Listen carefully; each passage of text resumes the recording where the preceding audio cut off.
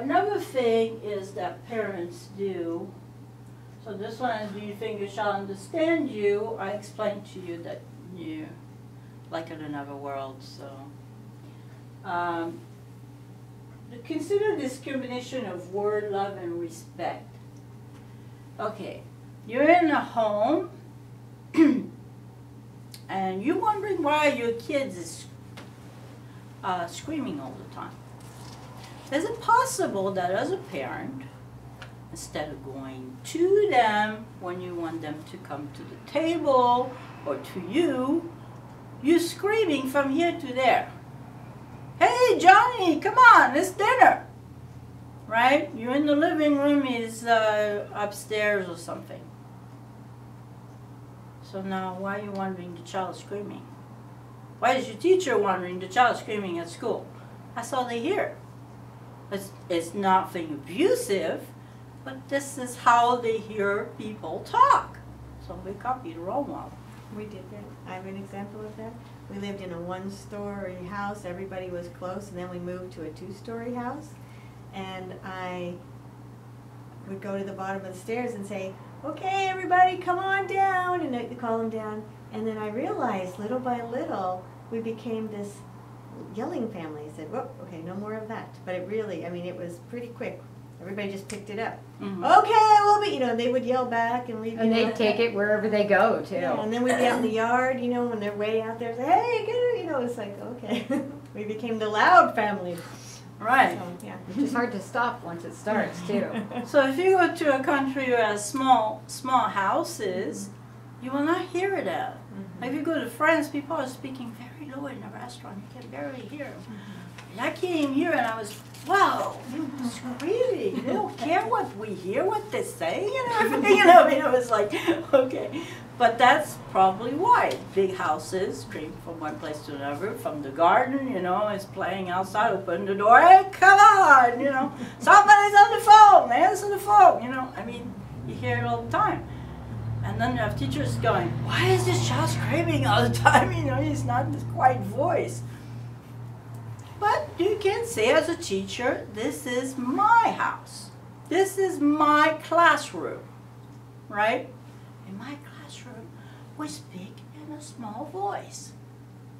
And then they'll understand because it's yours. It's like ego-sensitivity. It's theirs, their place. We speak that sound. And then they'll just follow. But you have to keep repeating it because you have to encode it. So just remember when the kids come in, says, remember, this is my classroom. How do we talk? My voice. There we go. Nobody's screaming. Another thing about respect is your room. Parents complain that kids just barge in their room. Why? Because we barge in their room. Do we knock? Do we say please and thank you? If we do, we'll get the same thing. Role model. Role model. You are the hero. You are everything that they look for to be. So if you want it to be respected, you don't feel like your child is respecting you, look back. When you ask a question, do you say, please, sweetie, did you do this? Did you take the plate to the sink? If you're not looking what, just please and thank you. And if you did, thank you for doing it. I seen one parent who was doing that. She had 3 daughters. Okay, 2 was walking, one kind of older, they were about 4, and the one in the cart was maybe 2. 2 were in the grocery store. They were coming to mommy, asking what she needed. They were going in the same aisle. They were staying in the same aisle. It was really, really great. They were not going to different aisles. They were just going in that aisles and looking for the stuff that she wanted. Every time they brought the things, mommy says, thank you so much. Thank you. Thank you. And the children would say, welcome, Mom, and go and get it. well, it's not beautiful. I mean, you feel like you're respected. You feel like people likes you. I mean, it's great, you know. And I didn't hear a tantrum once. But I seen children that do not want to sit in that cart because this is timeout, man. People ignoring me here. I'm sitting there. I can't get out. I can't go nowhere. And when they get loud, then you get the parents going, "You gotta go bathroom? You want something to eat?" It's like, wait a minute. I'm not an infant. I just want to talk. I want to talk about my day. I want to tell you things. I want to give my opinion. Okay? I heard something too. I'm alive. I exist. Don't you want people to hear you when you're in another world?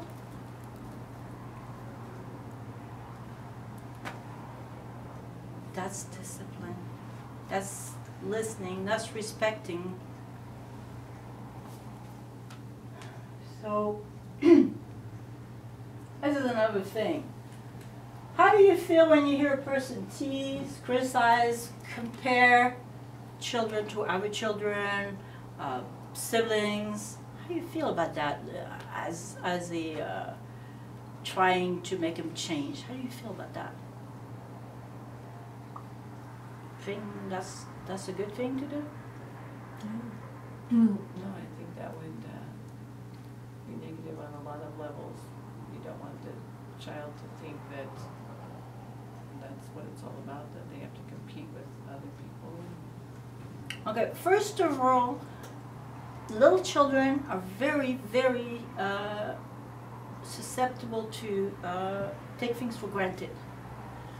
So there's two things that I want you to take off your vocabulary. Never. You will never be a big boy if you do this. I never want to hear this. Never out of your vocabulary. And this one. Always. Always what? You always do this. You always do this. You always do this. You never do this. You always do this. They always go together.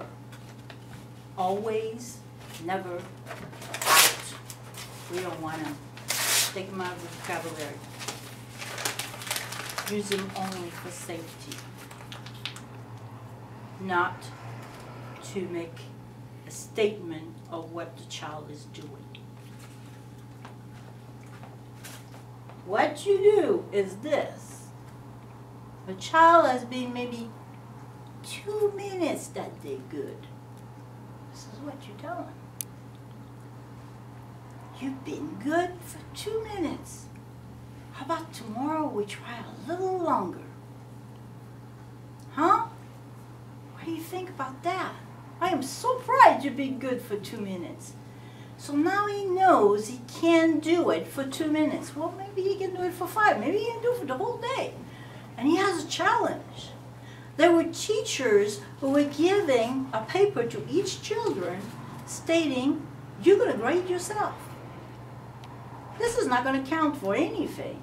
You know, you're not going to get stickers or nothing. But you're going to be honest with yourself and you're going to find out how good you've been today. First you're going to see, did I have a good night before? You know, did I eat enough? Am I upset about something? And see what makes you being good or bad that day. And then grade yourself. And the children graded themselves. And then they decided, okay, yeah, I didn't do too good today, you know, so 1 to 10, they put themselves 5, whatever. And then the day after, we try to do better, to have a better grade. Because that was the goal, get the best grade at the end of the week. I thought that was kind of really cool to let the children grade themselves. Because then they can see where they went wrong and why.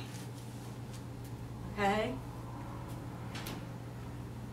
And another teacher was at a table. There was one child that was doing really, really good. She would just say, hey guys, look at Mary. she's doing real good, right? It was like a statement, look at something, but not compare. She did not say compare to you, okay? She just pointed out that she was doing really good. And the children wanted to be like her because she's come become a role model. If the teacher says she's good, then she's become a role model. But if you say, you're never going to be a big boy, you're never going to be a big girl if you don't act like Julie or whatever that is doing so great, then this is a comparison. And this is wrong. Because I never means, well, what the heck? Why should I try? You know, might as well say a little girl, a little boy. I'm going to get there. I have to go run next door. Is this 1 o'clock? Thank you, guys. Okay. Thank you, Carolyn. Yeah. Thank you. Just want you, usually we are finishing up now, so I want you to move through it, I just want you to be aware of that. Yeah. Lori had originally set aside like a lesser amount of time. Okay. This is fine, thank you. So those are the things you can remember. Love is a link to line of communication. Oops. Be open-minded. Be optimistic. And we all be victorious in the task of parenting. Have a voice, let your child have a voice too. Let them express what they need to tell you. Be an example. Be a role model. A is for attachment, because they need it. No neglecting. I mean, do not ignore your child on the cart at the grocery store. Don't put him in timeout when he doesn't need one.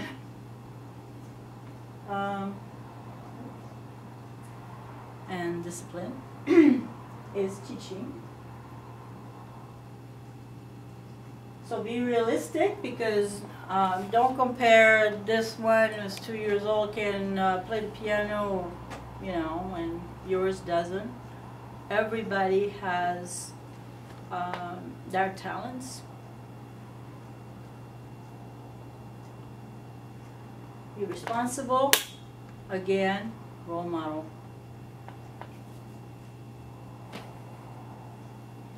Reflect on everything and let the child reflect on what you're saying. Reflect on the empathy. Every day, educate. Bring self-esteem. And a soft voice is better heard by little children. Their ears are sensitive. They'll be safe. Give them the space as they give you yours, meaning knock at the door of their room if it's closed. Do not barge in if you want the same thing for you. Be patient. Parenting is all about patience. Encourage, give confidence, and teach. That bring trust. Once your children trust you, the work is really easy. So discipline might be time-consuming, but in the end, it's really all worth it. Thank you so much for listening to me. I hope I help you have a better open mind of what discipline is about, and that corporal discipline is not needed, and mostly trust from your children. Thank you. Yeah, Have a good day. thank you.